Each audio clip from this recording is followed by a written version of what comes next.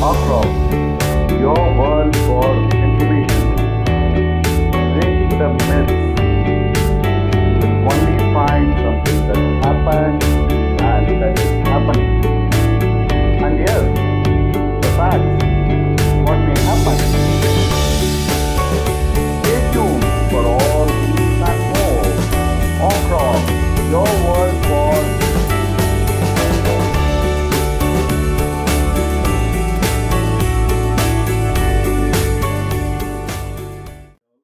How are you? The topic for the day is Tamil speaking people of Malaysia and Singapore. Before we get into the topic, a quick thanks to all those who have subscribed to my channel and watching my videos regularly.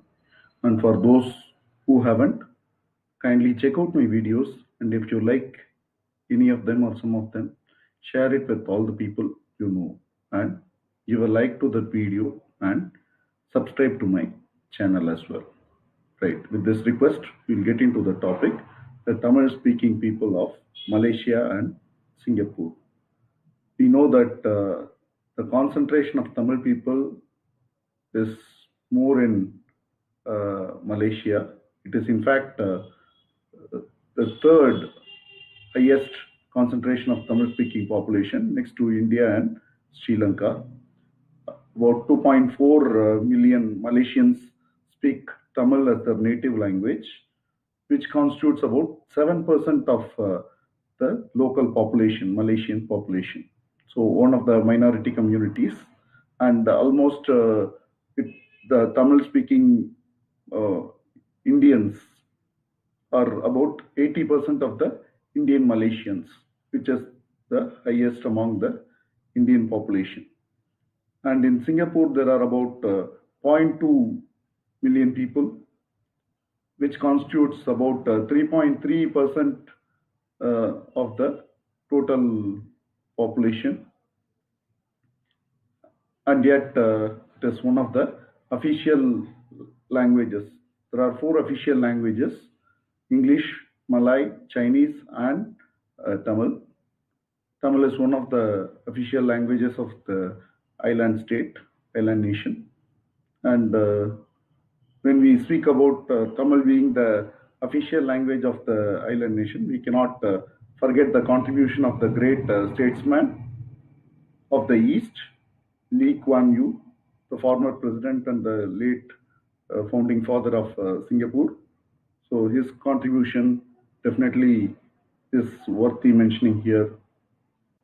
The Tamil migration must have started from the Sangam era with one of the 5 great epics of the Tamil literature, Manimekalai, referencing to the Savathivu, the Java island, which is now part of the Indonesian country, Indonesia, but also was Malaysia and Indonesia were more indistinguishable during those periods, and the maritime borders of Sumatra and the Srivijaya Empire and the various Malay kingdoms were kind of integrated. It's not very different. Malaysia and Indonesia were kind of similar, though different states. They had a lot of similarities. Even now, the languages have similarities. Bahasa Malaya and Bahasa Indonesia are very similar. And these Tamil migrants must have started long back because of their maritime connections. In fact, Tamil was one of the commercial languages in the maritime region, and it was the common language of commerce in Malaysia and Indonesia during the historical times, as suggested by the historians. And the maritime Tamil significance in the Sumatra and Malay Peninsula continued for centuries. And this has led to a lot of Tamil speaking people, maybe with the locals as well. In fact, a lot of Tamil words are still past part of the Malay language. For example, the kedai. Kedai is kadai, shop. And kapal. Kapal is also called kapal. Even in Bahasa Indonesia, it's called kapal. Kind of is called badai in Malay. And bumi. And a lot of things. A lot of common words are there between Tamil and Malay. And even the Dutch East India Company, which had control over this place, mostly the Indonesian parts and some of the parts of Malaysia, was obliged to use Tamil as part of their correspondence in those days. So the Malacca Island, Malacca, parts of Malacca and other seaports of the 19th century, Tamil was a prominent language, and still these days bookkeeping and accountancy is done in Tamil.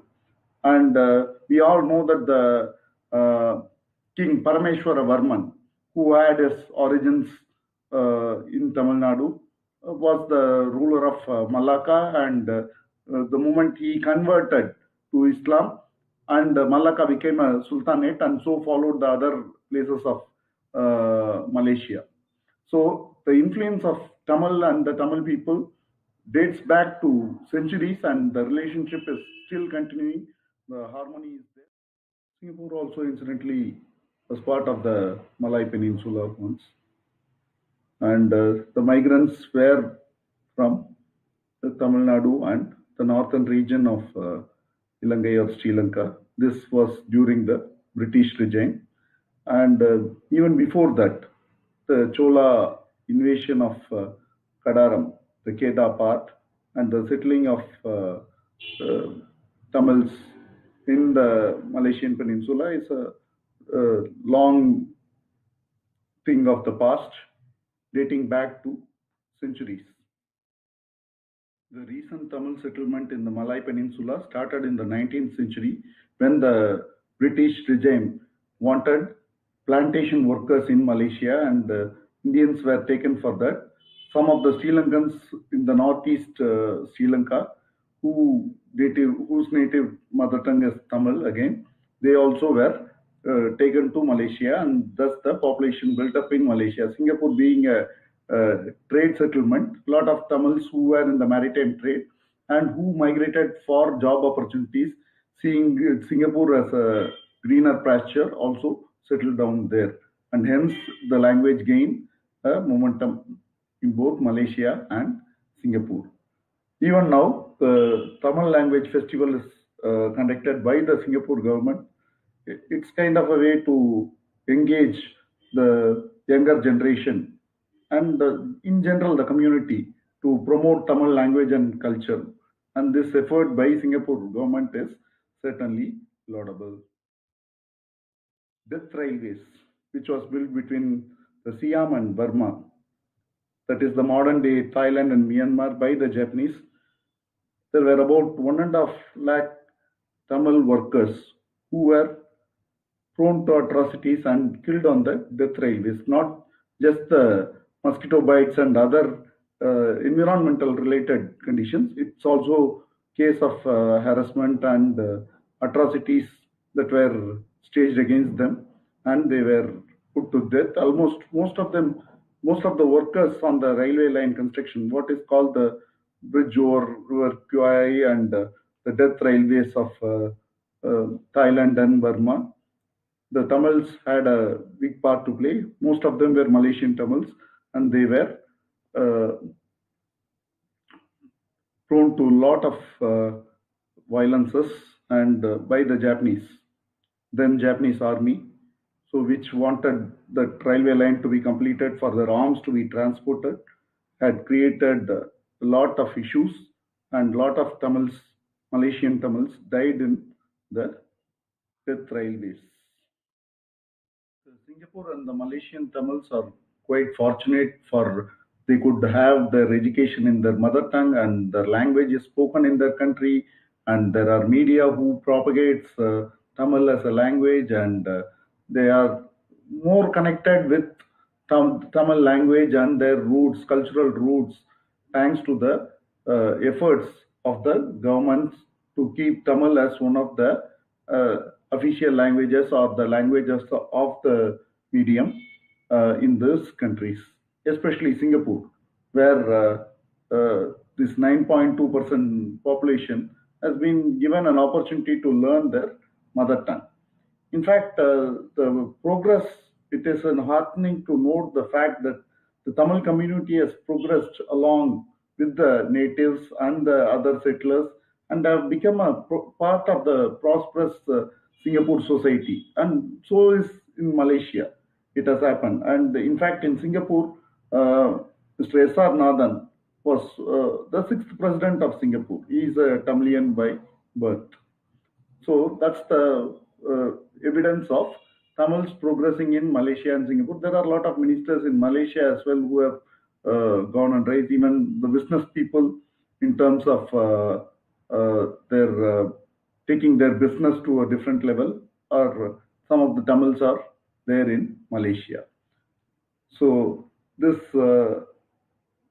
Malaysian Tamil influence is seen in some of the temples, temple of the Batu Hills, where the Murugan temple is there, and still the rituals are followed, and the Tamils have integrated themselves very much with the local community, both in Malaysia and in Singapore. And some of the Tamils who have married the Malays, their children are deemed as Malays and not Tamils anymore, although definitely the genes are being passed through. So the kind of it is very difficult these to distinguish the local population from these people, except for the looks and the other things which make them. You can easily spot them and say, "Hey, are you a Tamil?"